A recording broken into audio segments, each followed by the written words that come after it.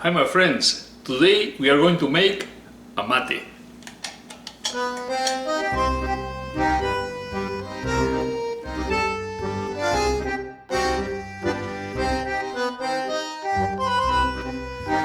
Hi my friends, how are you? I hope everybody is fine. My name is Daniel Vilarino. Welcome to my YouTube channel. Several friends and colleagues of the channel have asked me to make a mate. So what is a mate? A mate is, in principle, a tradition from the south of Latin America and originates in the south of Brazil, Uruguay, Argentina, Paraguay, and parts of Chile. The gauchos, which are the cowboys of the south, they drink this beverage, which basically consists of having a gourd like this one or like this one. You have also a bombilla, which is a metal straw that has perforations. You put inside the leaves of a plant that is called Yerba mate. Those leaves, you let them dry and you mill them and you put them inside. Then you pour hot water, and with the bombilla you absorb that once it has some taste. And it's a very energetic type of drink. It has caffeine similar to coffee and some black teas, and also is something that you can drink cold, like in Paraguay, for example. They use the horns of the cattle as the container, and they pour cold water, and that's called tereré, and it's very refreshing in the hot summer days. Now, the containers come made out of gourds. Those are natural containers, okay? Nowadays, you can find them in ceramic, like this one, which is covered with leather. Some people use glass.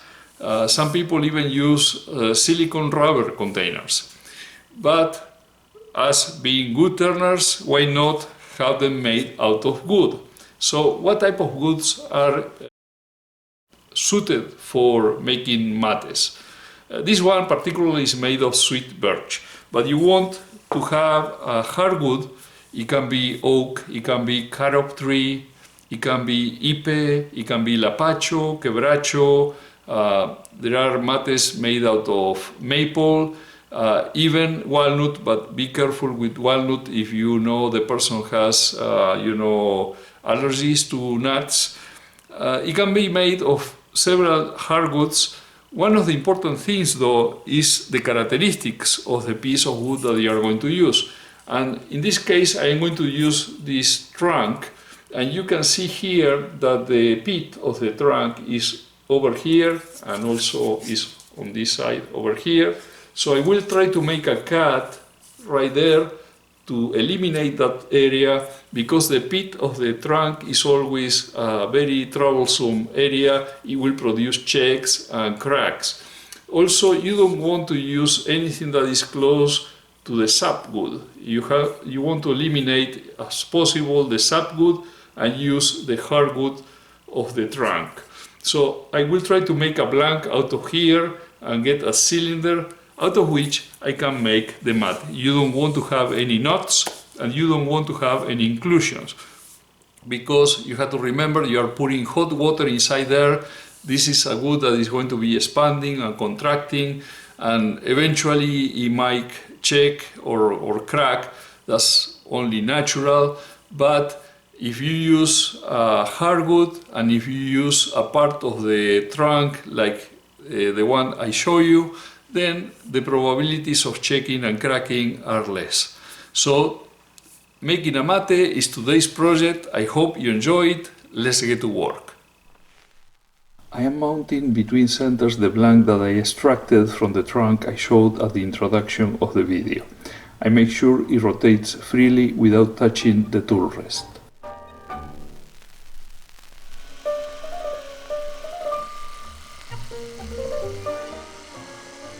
Rotating at about 1500 RPMs, I begin to throw up the piece with roughing push cuts done with the ball gouge.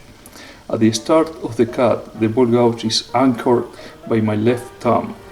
and once the cut has started, the same step that is formed serves as the support for the bevel of the tool while doing these push cuts. After obtaining the cylinder with the skew chisel, I prepare a dovetail shape 10. I hold firmly the piece in the chuck, and as a safety measure I bring in the live sander.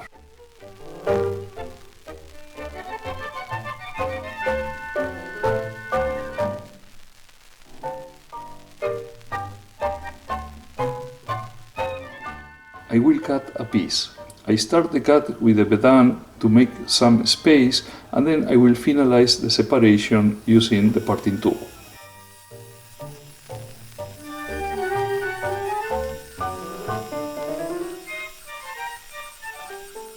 I will get rid of the part that has the knots.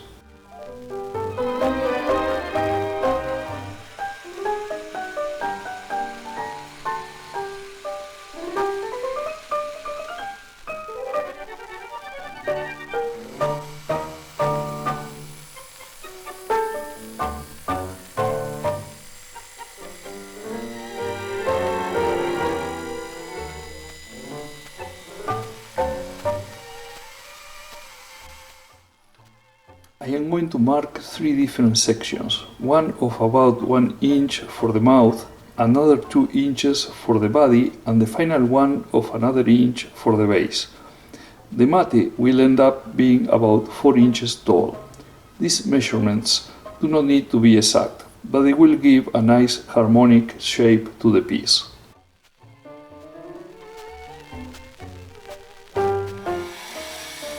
I am going to center the vedan in the 2 central lines and deepen evenly to form the bottom of the coves.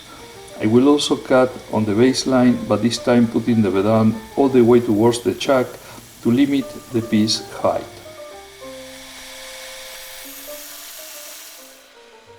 Now, with the gouge, I will shape the coves as well as the central bead. Since the wood fibers run parallel to the late axis direction, I always make cuts from the peaks to the valleys, and never the other way around to avoid catches.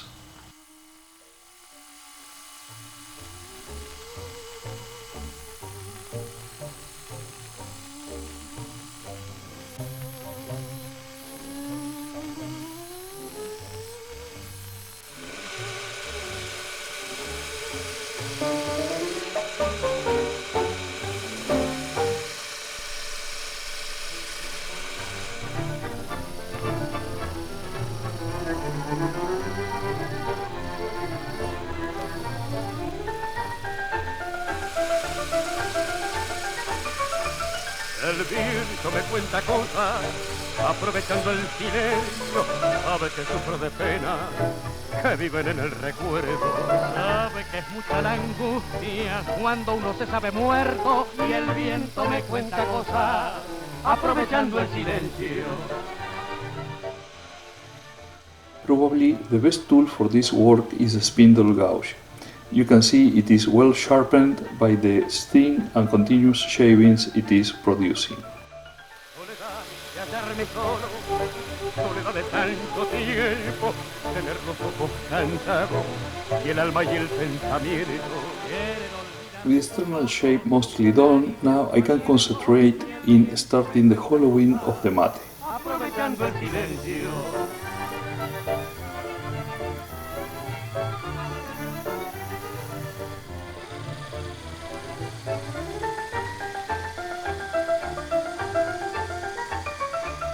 Yo no sé si es el cansancio o mis ataques de viejo que me tiemblan las ideas, arrinconadas de miedo. Tengo los ojos cansados, el alma... I seize the opportunity of having formed the lip of the mouth of the mate to sand the exterior and the rim.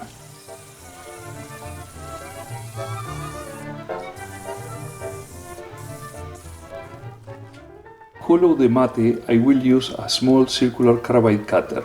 Also, I use the chuck set screws to keep it attached better to the axis, since I will rotate in reverse to ease the hollowing. Please observe that when rotating in the clockwise direction, I am cutting to the right of an imaginary vertical line going through the center of the piece. Siempre el viento me cuenta cosas aprovechando el silencio.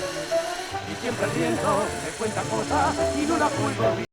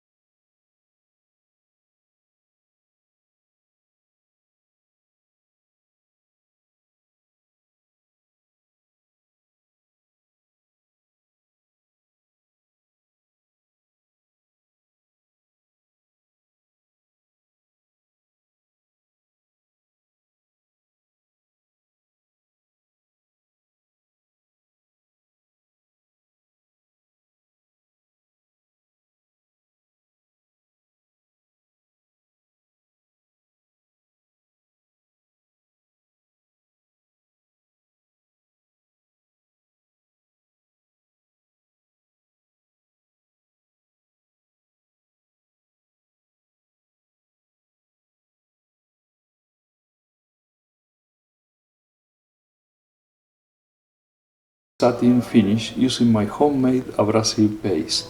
I applied first at low RPMs and then I increased the speed to do the final polish and remove any excess.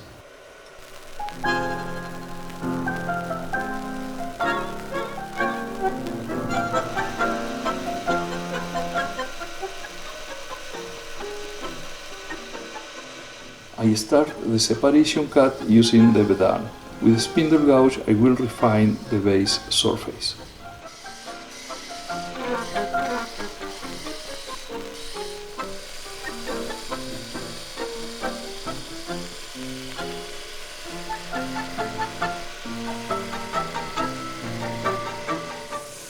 Before finishing the cut, I sand all that I can reach.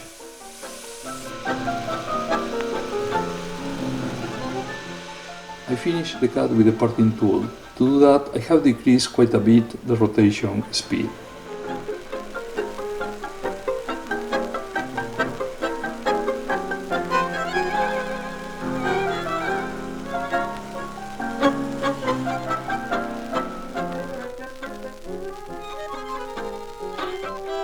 I have placed in the headstock a Jacob's jack in which I am holding a sanding accessory where I can attach sanding paper. This way I can sand away the base knob and give the base a certain concavity. As it is norm, I start with coarse sandpaper and then I go through the grids to finer and finer ones.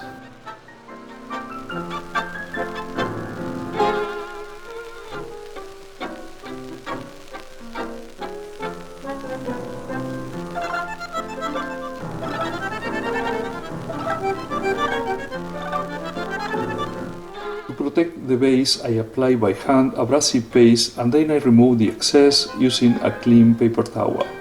In the base, I just realized there are some tool marks left over that probably could be removed using additional sanding.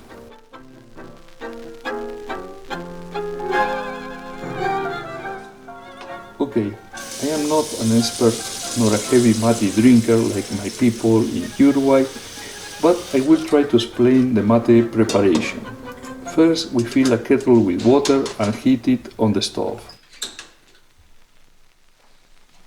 There are several styles of grinding, but this is the one I have that, as you can see, is pretty fine, even to the point of having some leaves dust.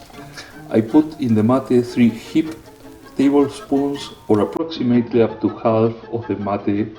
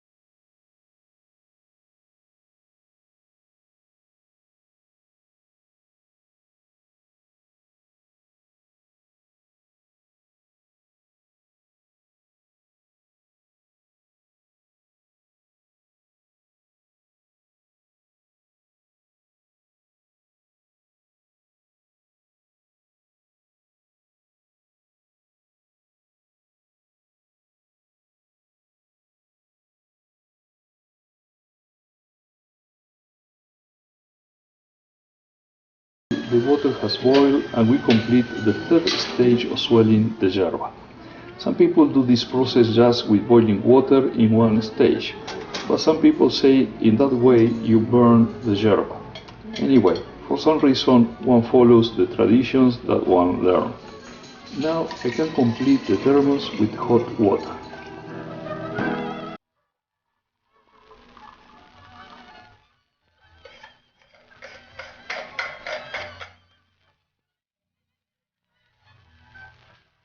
With the yerba swollen, now we can put finally the straw in without worrying too much that it will get clogged.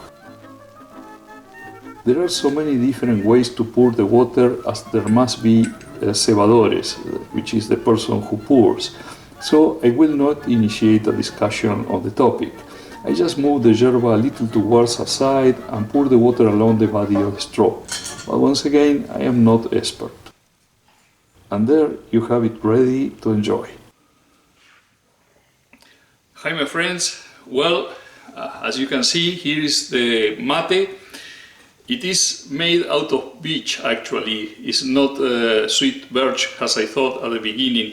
The reason is that I checked the grain and also the bark, and I have at the back of my house both trees, and this one I think is beech. So anyway, there you have it. I have been absent from the channel and uploading videos for almost 2 months, and I want to apologize for that. The reasons are two actually. One is my day-to-day job, which has become more intense in the last months, and sometimes that takes precedence over this, which is fun. And the second one, more nice one, is that with my wife we got a dog from a rescue organization. She is a little pup. She was 2 months old when we got her and is 4 months now. Her name is Tisa. I will show some pictures and also some images from the pup, and that is almost like a second job. So I have been busy, but I will try to upload videos more frequently from now on. In any case, I hope you enjoyed this video. If that's the case, please mark the like button below, make comments. If you haven't subscribed yet to my channel, please do so. There will appear the button to facilitate the subscription. And it will be until the next one. Cheers!